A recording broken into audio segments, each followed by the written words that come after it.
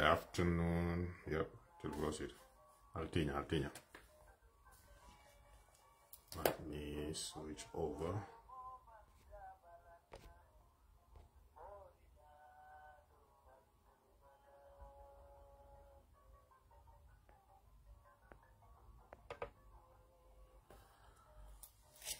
Okay.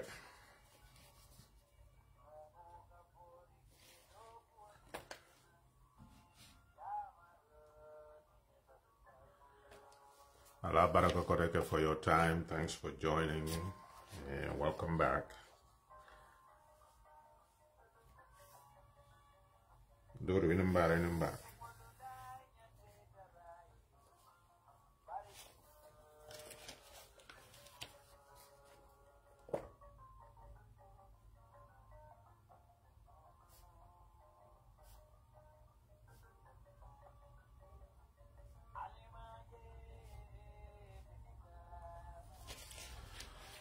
Okay, so just to recap and get on the past week since the last time we were here. Our title man the tyranny and our complicity in it. The dictator is us. You know, Gambia wala Gambia ko Korea bare ngam fanje wala kono so se kenyadi fongam ro nyama doro. Basically in the Gambia, what is right, what is just, depends on who is involved in it. It doesn't matter what the law says, it doesn't matter what is moral. Atudal doro jumal dabe nyum kol kono jumal ko diara njol lo ko ngandien. So wala na ninsi ta kudol keta men yalon ko mantal nyafa wala mandianye men joko constitutional mola constitutional fay be kam fanyi nan kam nana gamino ko sonni na nit mu Senegal di son nañ because ya jen jikol.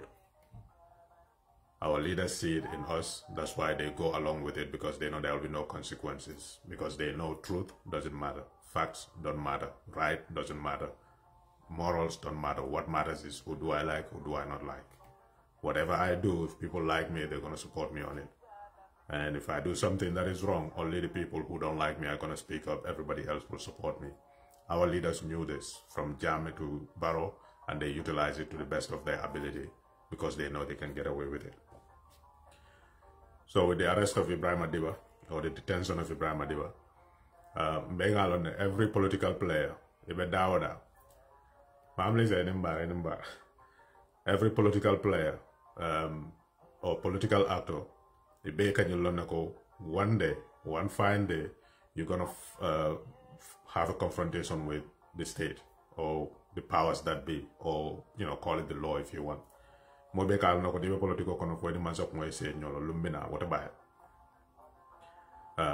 the end result is you end up being victimized. What example will be jelate ban?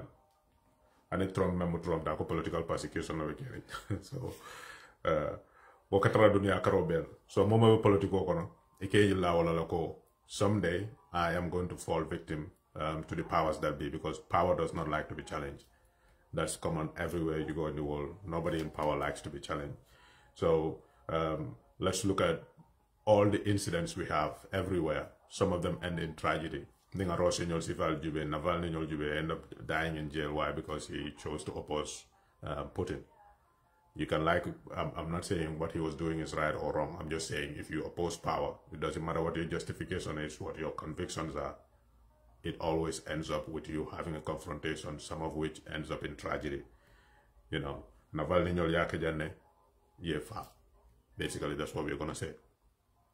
Mandela almost 30 years, and Tansaba he was in jail almost, because 27 years is almost 30 years. He was in jail. Why? Because he decided to stand up against apartheid.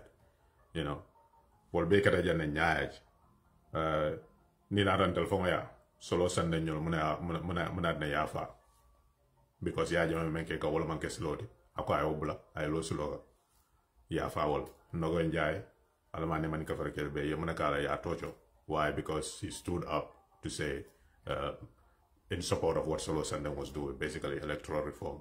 Yeah, Jammeh doesn't like that. Senegal, just recently, Diomaye Faye, Ousmane Sonko, what happened? They just came out of jail, literally, towards the elections and ended up winning. Nitara Uganda, Bobby Wine is the same thing. Constantly being harassed, constantly being abused, constantly going to jail. Why? Because he chose to stand up against Museveni. I'm not saying Ibrahim Adiba is anyone among these people or like these people or equal in stature to these people. The bottom line is, if you oppose a sitting government, if you oppose people in power, whether they are wealthy people or people with state power, you're always going to have a confrontation with them at some point. And this is one manifestation of that confrontation where they waste your time because they can. So, more bafla, oh, UDP nyanda ulale kuke, UDP nyanda fintle fenka, UDP, you know, that's all justified. People can say all those things because there's justification in it. But there's a precedence to that, and we will get into that. There's usually collective outrage in all cases of abuse. Ibrahim Adiba's arrest being nonetheless of those abuses. People get outraged because they see it is an abuse of power. There's no justification behind it. You know where the person lives, you know where to find them, you know what you're going to charge them with, which you know, after hours or days of arresting people, you don't charge them with anything. Why? Because I have powers to keep them for 72 hours in uncomfortable positions. I'm going to do that because I have the power to do it. It doesn't matter what anybody else says. That's what the law gives me, so I'm going to do it. At the end of which, everybody saw it. They release you with no charges and keep telling you to come back to the police station for reporting for what nobody knows. Just because they have the power. That's, you know, how they abuse it. So they arrest people based on that, not because they break laws, but because somebody's feelings got hurt. You know, moyo kumala fa mandia nye wala kumala fa karle mandia nya nyanda kare bunya la le mo me ale be fam bunya mana molbe bunya la nyaji nyambaro lo tak platform or tala kumala ko do mo abo kuma yam fa kuma mam mo ko kuma kunna fenyolo kuma kala tanga ba be foka o mo si va jwa be respect no so ni mole kuma fo e ko kuma je wala wat atande na luwa ko no luwa fa nyaadi la ko nin kare nyum kuma si fa fa me nyin kulur karle la raka na mantra luwa bu ko no wara manke luwa tinya quota ranara down be world. Basically, if the law does not prohibit it, it's not illegal. So why arresting people for stuff that is illegal? I mean, that is not illegal. If it is illegal, immediately there will be charges. This is what you are charged with for doing this. And we're going to detain you until your trial, or we're going to take you before a magistrate for your bail hearing. But they do these things to intimidate people. But when people have a conviction, you cannot intimidate them. Itel kanyana wala ko nim mo sonta nyana ko mbelor menka wala mtonyat iba falal balate bolot so wala na politiko ga foko nyo ya you know, we have to appeal to each other's sensibilities so that we can convince each other, okay, this is the right side, let us go on that side. But you cannot force people to go on a side that they don't want to go on. So whenever instances like this happen, you know, you have political rivals and people who hate you, they will rejoice at every mishap that befalls you. Nimo e jawol sor. Kujawo lateka. Ika fanyali, ika joka lala ka fanyali, na finta banda kumbon ninge na dunda bunga na elenjong soji. So, ni jawo fata, molbe bo kumbole fana ka finta banda le kumbon ninge. Ni dunda bunga na bitu ye kaka ye donjero, because monem, adiate ye. Mo jawo nin kujawo la rakandro. That's human nature, you know. So, for women for is man-made. Basically, somebody caused him harm, or is a natural disaster like or something like that. Enemies and people who are opposed to you, who don't wish you anything good, will always rejoice at that, and they will find all kinds of excuses. You know, they will bring all kinds of excuses. And the same thing, Ibrahim Adiba arrest, oh, you know, la kumakon manyinya come for president and the president bunyala telling them, but they cannot show you in law what aspect of the law they break. I mean, he broke. Nobody is above arrest, of course. Nobody. You know, anybody that you feel like did something wrong, invite them for questioning. If they committed a crime, charge them, take them to court. Nobody has any problem with that. Nobody should be above the law. Everybody should be respectful of the law, because wala society kafuno nyoma mobe kilenti na tarabu nyani horomo kono nyofe ne moy mo toni mo se taraje me anka be kanjulo wala mluwat atara na tada mo be mo. But nyimbe kam na yitande itel masakunda ika yitande banko molla le tel load la monet wala ko loi amandi eteli I curriculum dron ne loi e favor anytime iba use la na me favor anytime ibe silo la jubele be silo la fela nyame pour itel be ngaba ka yo soto bar loi is an inconvenience to somebody who wants to be a tyrant. Mome ya nga lafta ko akango yo lo wati wat ni yo loi sambana ataka je ko akaje ko nyin loi akanta kutin so nafa men kala take no. So wala ka kayla problem what. That is the same thing with this Ture guy. You know, as you show your tyrannical tendencies, I can do these things because the law gives me powers to do it, when it is based on no evidence. Every time you take these kinds of steps, it is another stain on your reputation as a democratic government that you like to tell people that Barrow is a Democrat. The same thing goes for the IGP. Whether you know, we always say IGP because the police are acting under your command. I know you report to Barrow as you report to Barrow as the head of state, but Mafla IGP because it falls directly under you. The police will act only according to the terms of, you know, what the police terms of reference dictates, or what their command tells them to do. And whatever the command tells them to do should be in line with the law. So every time they show their tyrannical hand, the UDP, what we show them is that until we are advocates of the rule of law, so we cannot be seen as violating the law. Unless we get to a point where the law no longer serves its purpose. Then we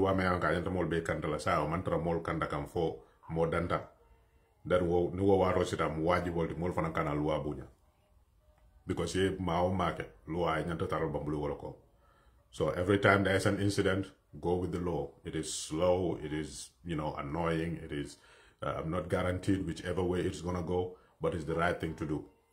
Well, even during the struggle on Freedom Radio, got Dabo is a coward, because, you know, Jamaica you call back you didn't call the Nama on the street, blah blah blah. Because you know, if I go to court, it's a kangaroo court. They are gonna, you know, rule in favor of Jammeh because they are afraid of it. But is that trade-off better than going out on the streets knowing you're going to be met with bullets and people are going to die? Can you have that on your conscience? There's always that balance to weigh. But when it turned out what happened to Solos, and then nobody was looking for a permit, the leadership went out then, and we all saw what happened. So until we get to a point where it is proven the law is no longer something we can rely on, the UDP will always prove to people we are law-abiding.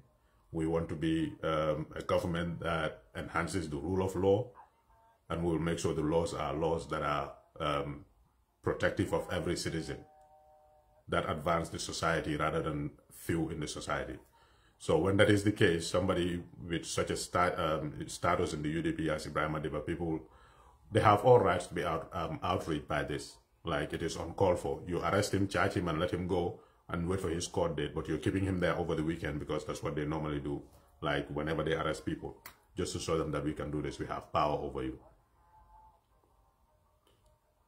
So people are outraged by that, and of course, you know, they have a right to be outraged because it's unjust. Anybody who is not biased against the person of Diba, anybody who is not biased because he is a member of the UDP, and then see that anything that happens to anybody in UDP, they deserve it, whether it's right or wrong, whether it's just or unjust, whether it's legal or illegal. Unless you are in that category, you will know what is happening is unjust. So people have a right to be outraged and to call for the leadership to take action. But consistently, anybody who is not a stranger to Gambia's politics, UDP has always, like I said, even during Jammeh's days with his kangaroo courts and mercenary judges, UDP is always law-abiding and always go to the courts. We can take, for example, Jammeh versus the Attorney General 2001. when Yahya Jammeh declared Gambia is a secular state, came as a challenge in court, and the Supreme Court upheld back in 2001. In fact, the Gambia is not a secular state per the constitution, or basically, you cannot make the Gambia a secular state because it's an entrenched clause. You have to go to the people for a referendum before you can do that. So they said that's, null and void. Well, I don't know, when the new constitution came, it's a CRC constitution, and people were debating it, they say, oh, the Gambia has always been a secular state. No, go and visit 𝒂𝒂𝒏𝒏, Attorney General 2001. The Supreme Court upheld the Gambia was never constitutionally designated as a secular state. So you cannot now come around and say, oh, the Gambia was always a secular state. Why are you changing it? In practice, it is a secular state, but there's no provision in the constitution declaring it a secular state. If that has to happen, it has to go through a referendum because it's an entrenched clause. So when that happened at that time, it was just, another National Assembly member taking a step in the courts. But 20 years later, 21 years later, what happened? Everybody was referencing that. It is now a precedent in the courts. The Gambia is not a secular state. It's not in the constitution. Until another ruling comes to push that away, that would always stand, and it will always have 𝒂𝒂𝒏𝒏's name on next to it and UDP's name next to it. That is how you build legacies. That is how you prove to the whole world until we are law-abiding citizens. But that is even so far back, 2001. So many people are unaware of that. They will put some people with him like, who is 𝒂𝒂𝒏? That's why when you debate people on social media, pick and choose who you debate, because a lot of them are completely ignorant about what is going on in the Gambia's situation.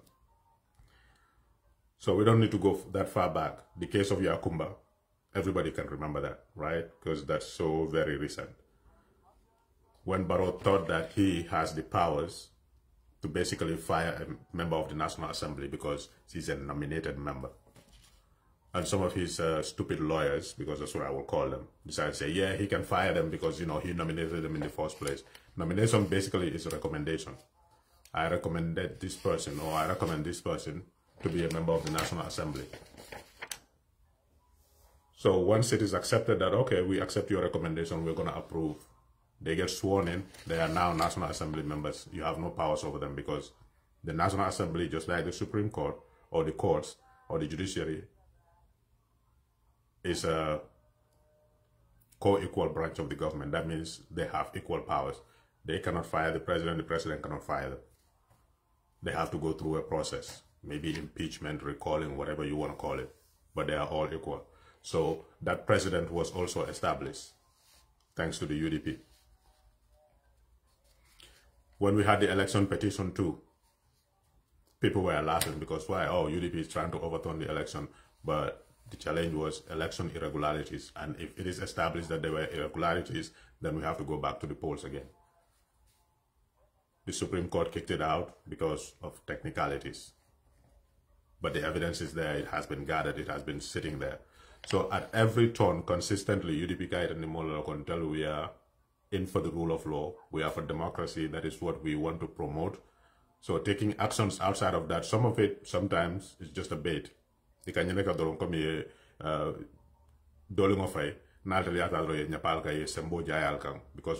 police all betel a fonks a na police all na soldier all et timbali aki je mune ko lual tinya itel fonta lua bu nyala but ni modo ya tinya do nyapi welcome because mune it serves their purpose at that point to be law abiding. But baroya dial from the local government elections akafo NP bun ko lonka kam nesila altalam man sakundat altalam man sak he repeated exactly the same thing just a few days ago kafara molenko al ni mol yal toni mol yo lua tinya ali pule ali kel mbalko, essentially saying the police have no use, all the security apparatus in the country there is no use because ni moy luatinya and people call you lo kel ni moy luatinya. I think the right thing to do all police all will ya mari arrest ya charge ko yo luatinya ya sama kidio banku lua makata ma wala nya. But constantly at every turn, the law is an inconvenience to him. The constitution is an inconvenience to him. That is why he threw out the draft constitution, because it's inconvenient to his desire to stay in power as long as he wants to stay in power. while he continues to rig elections. At every single turn, after we spend $100 million on getting that draft constitution, after citizens went all over the country, all over the world to consult with Gambian citizens on their input for the draft constitution, him and his cronies in the National Assembly threw it out. Why? Because it's an inconvenience.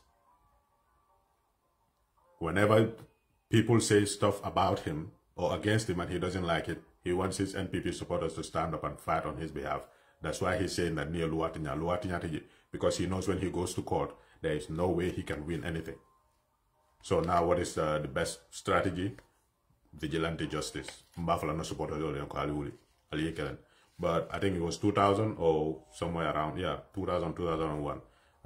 UDP call attack. Everybody is a citizen in that country. Nobody is going to advocate for violating the law. But when you have proven to people that the law is no longer useful in protecting every citizen, then everybody can stand up for their own rights. So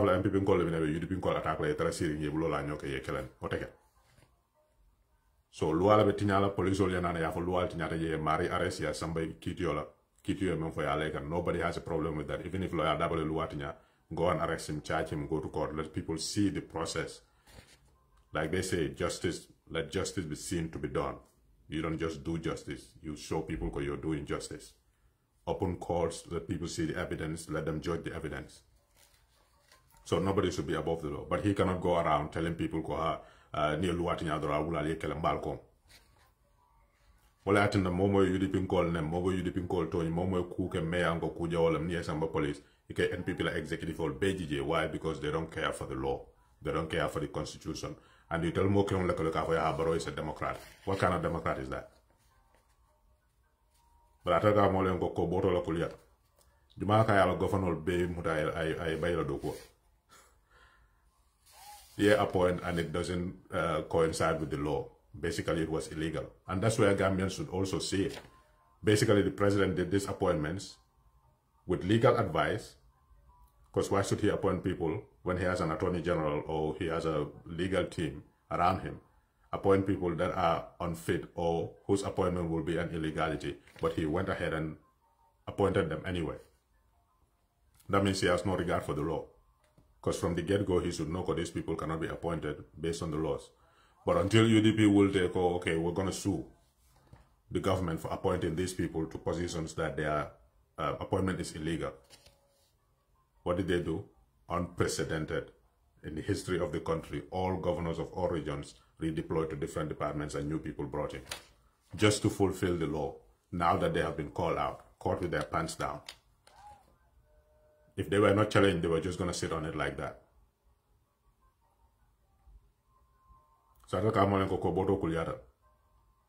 Why did he not wait for the outcome? The Supreme Court sided with them. If they take this one also there, maybe his lawyers eventually came out and say, hey, you know, there's a case here. If they go to court, the court will probably side with them. So he rescinded. That in itself is an act of guilt.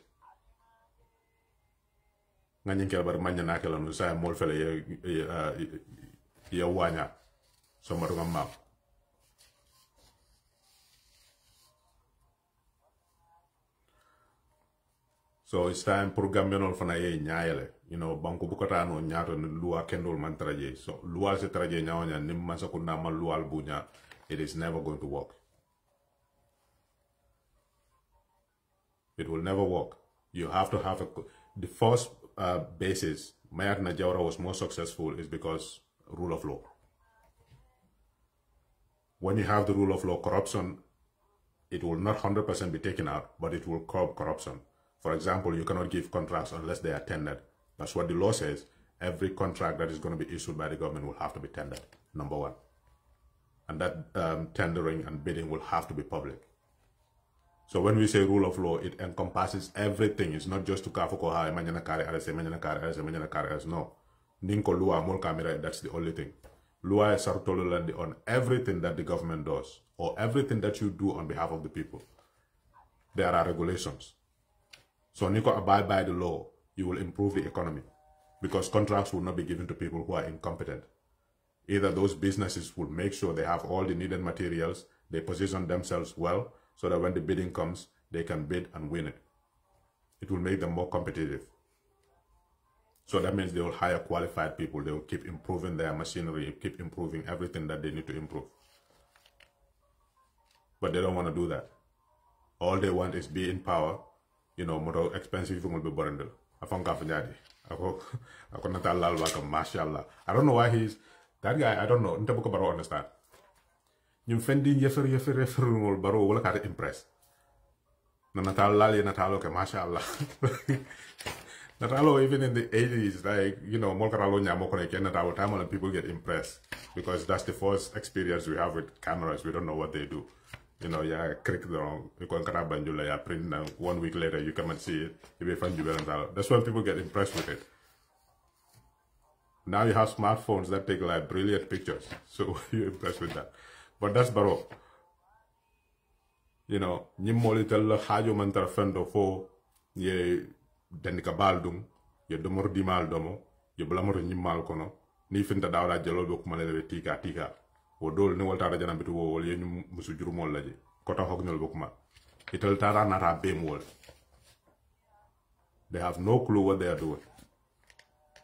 So ni ko rule of law ko ha ni me luwati nya man ko wat loi bi jela pour que man sa regulate ay citizen on la behavior regulate, but that's minor. But mostly ka man sa kundala behavior regulate wala be ko kala on behalf of the people do it right. Niko contract ko fela janto mba bid la, this is the bidding process, this is what you go through. Niko, this is what we budget item by item. Yeah, express how do you intend to raise money or refund this money or whatever you need to do. You go to the National Assembly and be open, respect the process of the National Assembly. Banko mo nya je mo be keka.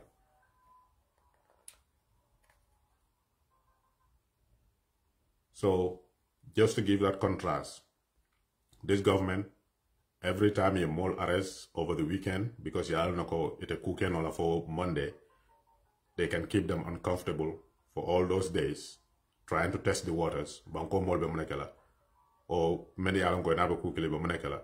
Ikataro kusifal. While they're doing that, every time they are staining their reputation, because the more than bad until Baro was abusing the law. These are the things we will cite. Yabora arrest janama thank you. Yala telephone muda yatinya, basically. At the end of it, they release him without charge. Yeah, Ibrahim Adiba Mutajana, the same thing, 3 days, he might charge Fenna, because he might charge them. And every time that is mentioned, more bukalafike badungol to about Turenol to Bokolaji. Kabrim Farabaka John the Kinder resigned. Why? Because of what happened there. He took responsibility. Imagine 𝒂𝒄𝒄𝒏 Kumakanaka forward. Corruption of members social security manjanar na ya be regulate. At barokil ma ya bay monam because alpha corruption will continue. So ni ba fola ku kurmal menki kambango kay babla ko you know monyantre man sabuñu. So gamyala neta yung kusifal la cross. You know, ni tarap kitiola, it doesn't always mean you're gonna win. The law is subject to varied ways of interpretation. Even in America, you have conservative interpretation and liberal interpretation of the law. So they always struggle. If we have a Democrat in the White House, we'll have liberal judges nominated to the Supreme Court. If we have a Republican, we'll have conservative judges nominated to the Supreme Court. And their interpretation is subject to what their worldview is, their ideology is. Well, I know you have criminal defense lawyers and prosecutors. Not because they want to promote crime, but because, you know, they interpret actions or, you know, intentions differently than prosecutors. So, you know, me alongo na be kere mbanko kam lonna la nyanta tamilanya. But I'm going to say, I'm going to be able to me dara kerva. Yo kuma kan fala je telefon bala ko to mo def. Man ya nyen kala mo ko to mo ta man so na fala da kala wala. Because I'm kuma fort. Wo mo sifa la ka aram baro advice. Ika advice mo na la. Tilimbali ni man tilimbali ya tan banko samano. Bara jalol mi rafola ma se kilin demane ko dunya ba. Fo so malamba fa sinin din namba fo sinin din ko lamba. Lumina wafala from Baro ex-president. nu wolu nga sita fana balu na ko sembe table sembo mo lol na me aka fana na bi na police bi ja ko me bi ja sojorol bi ja abal na wolu na ko ite ko de hansa ko kilmol bi. So it's up to the Gambians, you know, basically just to wrap up. We make these assessments, we start growing into the 21st century and realize that truth or what is just in our country is based on what the law says. Some laws are not just, yes. But if that is the provision of the law, we can accept that code. This is the provision of the law and we get behind it. When somebody's rights are abused, we can all recognize, so this person's rights has been abused based on what the law says, based on what morality says, or based on whatever. When that happens, everybody will feel like the country is in support of us, and governments and presidents will stop abusing us, because whenever we do something that is against the law, citizens will stand up, regardless of whether they are in the same party or not. They will stand up for each other because they are advocating for the Constitution. They are advocating for the rule of law. But whenever something happens, oh, you didn't call them, and then you go along on your business. And then when you have a concern, like how they would block the roads because, you know, they are constructing the roads and then they didn't cater to any other avenue for people to travel. They just take everybody off the roads, go into dust paths with building this road here. And that will last for months and months, and you start complaining. Because they did not respect the process, that's why they're doing that, and they know they will get away with it because nobody will stand up for you. So if we cannot all agree on what is legal, what is just, we are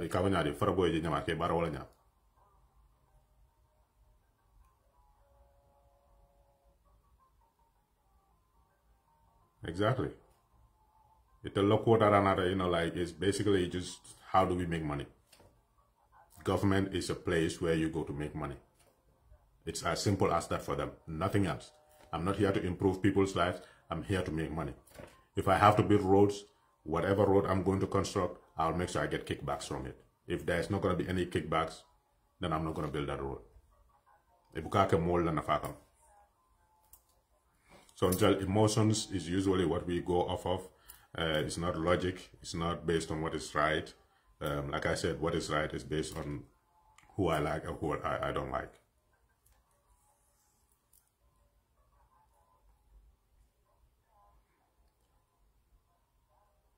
I know,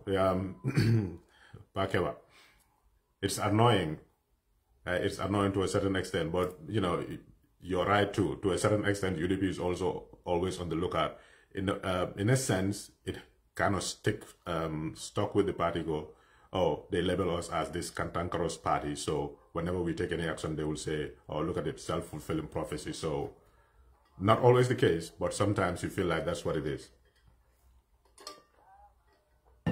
They label you to a point that you start not believing that about yourself, but you become too cautious to take action when action is even necessary, you know, to be taken. But that's, you know, where we find ourselves in, and we have to navigate this, you know, essentially also using the National Assembly. That's another avenue that we can, you know, but then they will say there are political interference in the National Assembly. Well, nobody should care about that. Every country has that, where you whip your members towards a certain line of thinking or voting when it comes to issues. You know, since the Jammeh days when UDP formed itself, UDP became more of a activist party. It was a conventional political party, but they knew that their tactics and traditional politicking was not going to work with Jammeh. So it became an activist party. While a lot of people misunderstand UDP, the idea every government from Jammeh to Barrow are uncomfortable with the UDP is because of that mentality. When they come to issues, they come to it with that activist mentality. They're not going to say this is the right way for government to do this or the right way for government to do that. They will first of all tell you, this person in government did A, B, C, and D, and it is wrong. So when you do that, you start naming people, you start calling them and stating their crimes. That's where that statement comes from. iman korda hani sise bu ngote bul no bi ko ye ke government presidential advisor tele e moto ni malbe borla ibe bunjam fula lola at the same time yo ko do woni min tole ye masakunda ko do sunya wala ye la positional use masakunda kono to get favors from people pour ko korda lono ni ofo ko be karnyol do yakane be karnyol nankan. That is why the party's politics is different from other political parties, and that is why they always get in trouble, because nobody likes to be called out for stuff like that. Regardless of what they say, it even got to a point where citizens who everybody know are not affiliated with the UDP or any political party, they turn around and opposition. Like somebody like D.A. will come and put out a statement or pen an article about opposition on the Amolawat. Because they have no defense. So that's the activist party that we are. But to a certain extent also we censor ourselves when it comes to certain issues. You know, and hopefully that changes. But like I said, as long as there is a glimmer of hope, like slight little glimmer of hope, when we go to the courts, our case would be hard. Even if the outcome is unfavorable, at least in the process, we can show the people, you know, this is what should happen.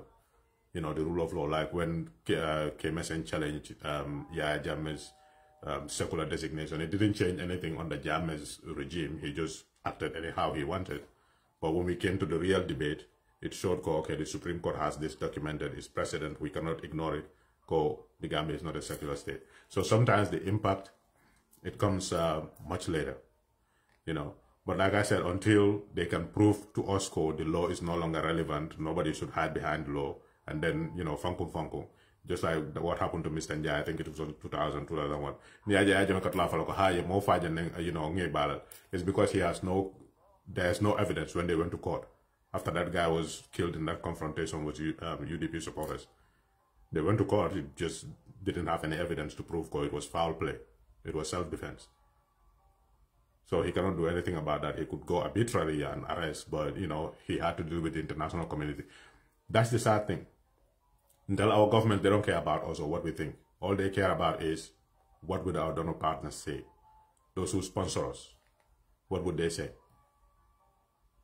So will we get the money from the EU if they realize we are not respecting the, you know, decisions of the courts? Will we get any money from Taiwan that wants to be a democracy if we are not respecting the decision of the courts?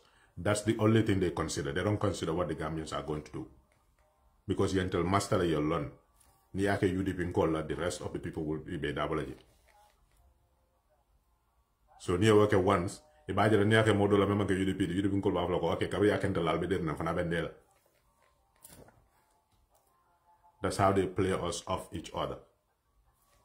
And then people will not run out of excuses to say, okay, you know, they deserve it. They will come up with any kind of justification. But what we fail to see is, like the saying goes, they came for the Jews, I said nothing because I was not a Jew. And then they came for the Christians, I said nothing. And then when they came for the Muslims, there was nobody else left. It's the same thing. The politicians understand that even when they use tribe, that's what they're doing. Now, if tribe car le favor, let's say for example, like a flow le favor, they are struggling to put food on their table. But as I found a savior. Kabria Jamina na Jamaica ka phone call le favor, Jola le favor, teninte. Jola Jalebi they were struggling when Jama was there. Mandinka Jalebi they were successful actually helping other people, even though it was made evident that Jama was targeting Mandinka. So it's never about that entirely. Yes, there's aspects of it. Some people are just hateful, and when they are in power, they will act on that hate. But essentially to say this person is here to benefit this group, it never works. Jammeh killed his own family members just to stay in power. So people like that don't care about collective interest, whether it's the collective tribal interest or collective regional interest. I find you call a land baby just because he was in power.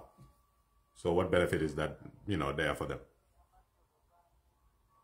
It's like they can work on that farm, but they already lost their land. What are they going to give to their children as inheritance? So in the Lamol Bukanjinal understand, they just take power at its face. Kokarlebe in power, you have to respect them, you have to submit to them. Which is why I think our thinking is kind of, I don't want to insult, But the kind of democracy that the British brought to us and that we try to emulate from the United States and Europe is not suitable to ours, because it doesn't matter how much you try. It looks like people cannot change their mentality from Mansaya, Ngu. Because the powers we try to attribute to them, it seems like people cannot understand that. That is why in countries where they have monarchies, like, Saudi Arabia, you'll see, you don't challenge the leadership. Because the concept of leadership is different. Or, the concept of government and being in charge of the public or the public trust is different from what it is in the West. Especially in America, that everybody tries to emulate after they broke away from, the feudal states of Europe. So their mentality there is different. And it's the same in Africa. The Delfanala mentality is different. So when we adopted this type of democracy, we struggled with everything. Because whatever he does is right. So we need like a proper civic education to completely eradicate that notion from people, so that they can start thinking properly about the concept of what it means to be in government. And the only way we can do that is the rule of law.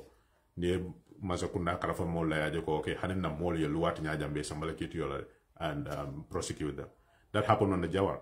When Sirif was vice president, and a brother got into that Brut scandal when he resigned from the government. Cited that, we're not going to be in power and then be violating the laws. So through the actions of the people in power, Molka understand what to go, okay, yara ni masa kunanya to tamalate. But the masa bija tilimbali akala ukuol kala mansala jelen kumandin jelal, they will always be there to justify it. The mole will do you be buffalo cardinal carantal doctor seasonal sifa. A carantal so because of that people will say, oh, what are coming for Yalon? I atra hakil mal, Yalan Karone hakil maya or monkey. Modo caranta hakil door. Modo hakil maya the word and classroom wisdom and knowledge. So it doesn't let telephone oil no like and even a 2-year-old the telephone oil no like scroll at a YouTube channel or a tab. Okay, that's knowledge. This is how you get to where you need to get to. But do they have the wisdom to gauge as a 2-year-old code this is inappropriate content? No. So modo karanta wo wamang hakilmaya. Modo hakilmaya to one man see classroom open.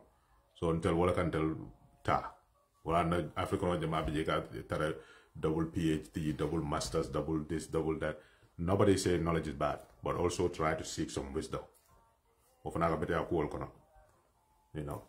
Anyway, guys, I took enough of your time, so I just wanted to go over that, and hopefully we'll see again next week. I think that's all I have to go over. La baraka bako. Ama atilo to dia.